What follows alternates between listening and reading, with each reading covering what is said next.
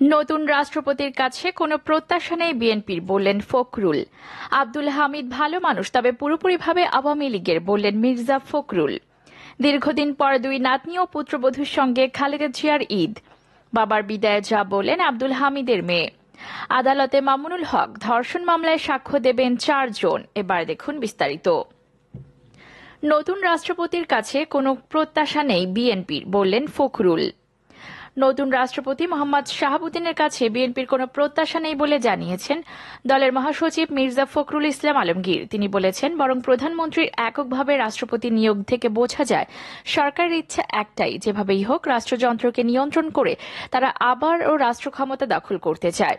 দেশের 22তম রাষ্ট্রপতি হিসেবে মোহাম্মদ শাহাবুদ্দিন শপথ নেওয়ার পর সোমবার বিকেলে গুলশানে বিএনপির চেয়ারপারসনের কার্যালয়ে সাংবাদিকদের সঙ্গে আনুষ্ঠানিকভাবে আলাপে মির্জা ফখরুল এসব কথা বলেন। নতুন রাষ্ট্রপতি নিয়ে আপনাদের প্রত্যাশা কি? সাংবাদিকদের এমন প্রশ্নের জবাবে বিএনপির মহাসচিব বলেন, আমরা কিছুটা হতাশ হয়ে যে যাকে চিনি না, যাকে জাতি জানে না, এই সম্পর্কে খুব বেশি কিছু বলতেও পারবো না। এ ধরনের একজন ব্যক্তিকে রাষ্ট্রপতি পদে নিয়ে আসা এটা আমাদের কাছে পরিষ্কার নয়। তিনি বলেন, অতীতে যাদের রাষ্ট্রপতি নিয়োগ দেওয়া হয়েছে তারা রাজনীতির সঙ্গে সম্পর্কিত, অভিজ্ঞ অথবা বিচক্ষণতা সম্পন্ন প্রধান বিচারপতি, গ্রহণযোগ্য অধ্যাপক, উপাচার্য, এমন বরেণ্য ব্যক্তিরা যাদের গোটা দেশের মানুষ শ্রদ্ধা ও সম্মান করেন। চলমান সংকট কাটিয়ে ওঠার ব্যাপারে নতুন রাষ্ট্রপতি কতটা ভূমিকা রাখতে পারবেন তা নিয়ে সবাই সন্দিহান বলে মন্তব্য করেন মির্জা ফখরুল। তিনি বলেন, পত্রপত্রিকায় তার যে ব্যাকগ্রাউন্ড দেখেছি এটা নিয়ে আমি ব্যক্তিগতভাবে বা দলের পক্ষ থেকে কোনো প্রশ্ন রাখিনি, কারণ রাষ্ট্রপতি নিয়ে আমাদের আগ্রহটা কম। আমরা মূল জায়গাটায় যেতে চেয়েছি। নির্বাচন যদি গ্রহণযোগ্য না হয়, বিরোধী দল যদি অংশগ্রহণ করতে না পারে, একটা নিরপেক্ষ সরকার অধীনে যদি না হয়, তাহলে সবকিছু অর্থহীন হয়ে যাবে। রাজনৈতিক সংকট সমাধানে নতুন রাষ্ট্রপতি সংলাপের উদ্যোগ নিলে বিএনপি যাবে কিনা এমন প্রশ্নের জবাবে মির্জা ফখরুল বলেন, সরকারের বাইরে রাষ্ট্রপতির তো কিছু করার নেই। সরকার তো পরিষ্কার বলে দিয়েছে, নিরপেক্ষ তত্ত্বাবধায়ক সরকারের বিষয়ে কোনো আলোচনা করব না। অপরদিকে আব্দুল হামিদ ভালো মানুষ, তবে পুরোপুরি আওয়ামী লীগের, বললেন মির্জা ফখরুল। সদ্য সাবেক রাষ্ট্রপতি আব্দুল হামিদকে একজন ভালো মানুষ বললেন বিএনপির মহাসচিব মির্জা ফখরুল ইসলাম আলমগীর। তিনি বলেন, মানুষ হিসেবে তিনি খুব ভালো মানুষ ছিলেন, এ ব্যাপারে কোনো সন্দেহ নেই। প্রাণবন্ত একজন মানুষ, পজিটিভলি দেখতেন সবকিছু। তার ক্ষেত্রে সীমাবদ্ধতা যেটা আছে সেটা তো আছেই। সোমবার বিকেলে গুলশানের দলের চেয়ারপারসনের কার্যালয়ে সাংবাদিকদের সঙ্গে আনুষ্ঠানিক মত বিনিময়ের এক প্রশ্নের জবাবে মির্জা ফখরুল ইসলাম এসব কথা বলেন। দুই মেয়াদে থাকা রাষ্ট্রপতি আব্দুল হামিদের সময় দুটি সংসদ নির্বাচন হয়েছে, তাতে জাতির আশা আকাঙ্ক্ষা পূরণ হয়েছে কিনা জানতে চাইলে বিএনপির মহাসচিব বলেন, এটা তো ইতিহাস বিচার করবে। তবে আমাদের দিক থেকে পরিষ্কার করে বলতে পারি যে তার কাছে আমাদের প্রত্যাশাও ছিল না, কারণ প্রেসিডেন্ট হিসেবে তার খুব কিছু একটা করার ক্ষমতাও নাই। তিনি হচ্ছেন পুরোপুরিভাবে একজন খাঁটি আওয়ামী লীগের মানুষ, সেজন্য তার পক্ষে এটাই স্বাভাবিক, এটাই হওয়া উচিত।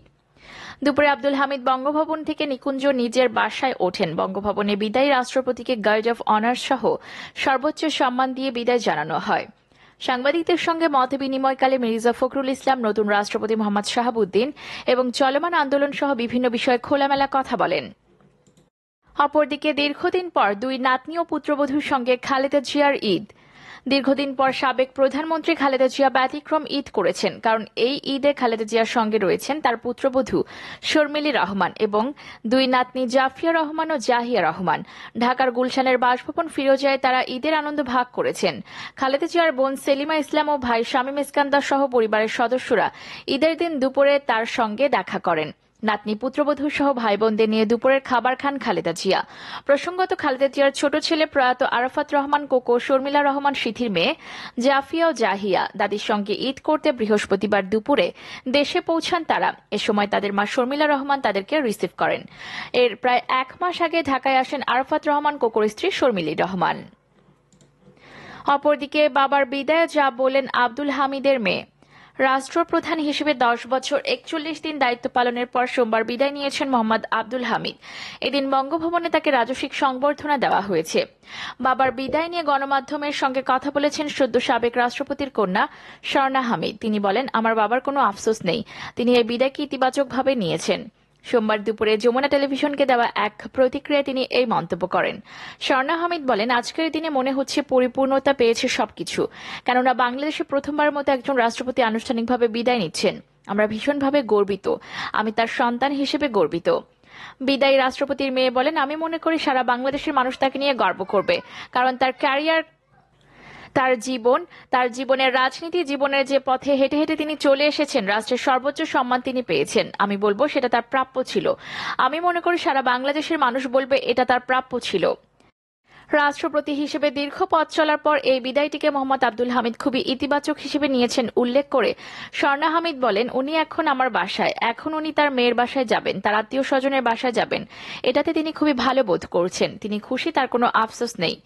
তার আব্দুল হামিদ মনের মধ্যে আছে যে এখন আমি মানুষের কাছে যাব, মানুষের সঙ্গে মেলামেশা করব, কথা বলবো। তিনি মানুষ ছাড়া থাকতে পারেন না একদমই, বলেন স্বর্ণা হামিদ। সদ্য বিদায়ী রাষ্ট্রপতির জন্য সকলের দোয়া চেয়ে স্বর্ণা হামিদ বলেন, আপনারা সবাই দোয়া করবেন তিনি যেন বাকিটা জীবন সম্মানের সঙ্গে থাকতে পারেন, মানুষের ভালোবাসায় মানুষের মাঝে বাঁচতে পারেন। অপরদিকে আদালতে মামুনুল হক ধর্ষণ মামলায় সাক্ষ্য দেবেন 4 জন। নারায়ণগঞ্জের সোনারগাঁ থানায় দায়ের করা ধর্ষণ মামলায় নবম দফায় সাক্ষ্য গ্রহণের জন্য নারায়ণগঞ্জ আদালতে আনা হয়েছে হেফাজতে ইসলামের বিলুপ্ত কমিটির যুগ্ম মহাসচিব মামুনুল হককে। মঙ্গলবার সকাল 9:30টার দিকে কঠোর নিরাপত্তা বলয়ের মধ্য দিয়ে কাশিমপুর কারাগার থেকে নারায়ণগঞ্জের আদালতে আনা হয়। আজ তার বিরুদ্ধে সাক্ষ্য গ্রহণের জন্য 4 জনকে সমন দেওয়া হয়েছে। বিষয়টি নিশ্চিত করেছে কোর্ট পুলিশের পরিদর্শক আসাদুজ্জামান। এদের মধ্যে মামলার বাদী কথিত দ্বিতীয় স্ত্রী জান্নাতারা ঝর্ণার ছেলে আব্দুর রহমানের সাক্ষ্য দেওয়ার কথা রয়েছে। এদিন দুপুরে নারায়ণগঞ্জ নারী ও শিশু নির্যাতন দমন ট্রাইব্যুনালের আদালতে বিচারক নাজমুল হক শ্যামলের আদালতে সাক্ষ্য গ্রহণ হবে। এরপর তাকে আবার কাশিমপুর কারাগারে নেওয়া হবে। তার বিরুদ্ধে সর্বশেষ 15 ফেব্রুয়ারি সাক্ষ্য গ্রহণ হয়েছিল। এদিন চার্জশিটের 23 নম্বর সাক্ষী সহকারী উপপরিদর্শক আনিসুর রহমান, 24 নম্বর সাক্ষী এএসআই স্বর্ণকুমার হালদার এবং 25 নম্বর সাক্ষী এএসআই শেখ ফরিদ সাক্ষী দিয়েছিলেন। এ পর্যন্ত এই মামলায় মোট 18 জনের সাক্ষ্য গ্রহণ নেওয়া হয়েছে। আসামি পক্ষের আইনজীবী অ্যাডভোকেট একেএম ওমর ফারুক নয়ন জাগো নিউজকে বলেন, আজ মামুনুল হকের বিরুদ্ধে মামলার বাদী জান্নাতারা ঝর্ণার ছেলে আব্দুর রহমান ও পুলিশ কর্মকর্তা সহ 4 জনের সাক্ষ্য গ্রহণের কথা আছে, তাই মামুনুল হককে নারায়ণগঞ্জের আদালতে আনা হয়েছে। আমরা সাক্ষ্য গ্রহণের জন্য প্রস্তুত আছি। এর সত্যতা নিশ্চিত করে আদালতের সরকারি কৌঁসুলি রকিবউদ্দিন আহমেদ বলেন, আজ মামুনুল হকের বিরুদ্ধে সাক্ষ্য গ্রহণের কথা আছে।